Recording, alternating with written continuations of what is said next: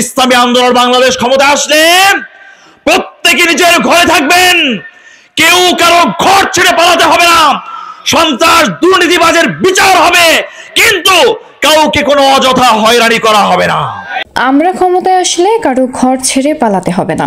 শনিবার বেলা 12টায় এক জনসভায় এসব কথা বলেন ইসলামী আন্দোলন বাংলাদেশ মনোনীত পটুয়াখালী 3 আসনের সংসদ সদস্য পদপ্রার্থী মুফতি আবু বকর সিদ্দিক। তিনি বলেন, আমরা ক্ষমতায় আসলে কারো ঘর ছেড়ে পালাতে হবে না, কোনো মামলা বাণিজ্য হবে না।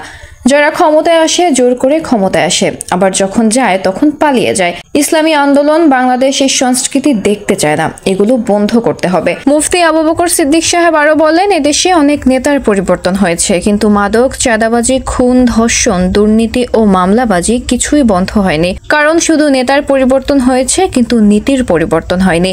আমরা শুধু নেতা নয়, নীতিরও পরিবর্তন চাই। আসন্ন ত্রয়োদশ জাতীয় সংসদ নির্বাচন উপলক্ষে ইসলামী আন্দোলন বাংলাদেশ 2 নং আলিপুর ইউনিয়ন শাখার সভাপতি প্রফেসর মোহাম্মদ আনোয়ার হোসেনের সভাপতিত্বে, সাধারণ সম্পাদক মোহাম্মদ হোসেনের সঞ্চালনায় প্রধান অতিথি ছিলেন পটুয়াখালী 3 আসনের সংসদ সদস্য পদপ্রার্থী হাফেজ মাওলানা মুফতি আবু বকর সিদ্দিক। বিশেষ অতিথি ছিলেন ইসলামী আন্দোলন বাংলাদেশ 10 মিনা শাখার উপদেষ্টা মুজিবুর রহমান আজবাহার পেদা, উপজেলা শাখার সভাপতি হাফেজ মাওলানা মোহাম্মদ ইব্রাহিম খলিল, সেক্রেটারি মাওলানা রুহুল আমিন রুহানি, সাংগঠনিক সম্পাদক এস.এম. আবু তাহের খান, গলাচিপা পৌর সভাপতি নাজমুল হুদা রিপন, বাংলাদেশ জামাত ইসলামী আলিপুর ইউনিয়ন শাখার আমির আব্দুল হাই মৃধা, প্রচার সম্পাদক মাওলানা রবিউল ইসলাম, উপজেলা শাখার সভাপতি হাফেজ মাওলানা মোহাম্মদ ইব্রাহিম খলিল। চাঁদাবাজি কি বন্ধ হয়েছে? খুন বন্ধ হয়েছে? পাথর মেরে মানুষ হত্যা বন্ধ হয়েছে? স্বামীর কাছে চাঁদা না পেয়ে স্ত্রীকে ধর্ষণ করা কি বন্ধ হয়েছে? আলেম ওলামার মর্যাদা কি নিশ্চিত হয়েছে? শিক্ষক শিক্ষিকার মর্যাদা নিশ্চিত হয়েছে? আমার সনাতন ধর্মের সহ যত সংখ্যালঘু আছেন তাদের মর্যাদা কি বাংলাদেশে নিশ্চিত হয়েছে? হয় নাই, হয় নাই।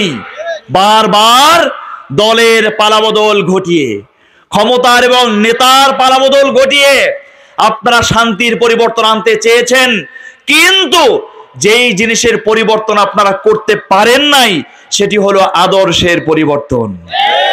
ঠিক কি না? আদর্শের পরিবর্তন ছাড়া শান্তি আসতে পারে না। এজন্য আমার আমির পীর সাহেব চরমনাই বলেছেন, শুধু নেতা নয়, নীতিরও পরিবর্তন চাই। এদেশের মানুষের কাঙ্ক্ষিত মুক্তির জন্য তিনি বলেছেন, এদেশের মানুষের কাঙ্ক্ষিত মুক্তির জন্য শুধু ক্ষমতার পালাবদল নয়, আদর্শের পালাবদল প্রয়োজন। ঠিক কিনা বন্ধুগণ?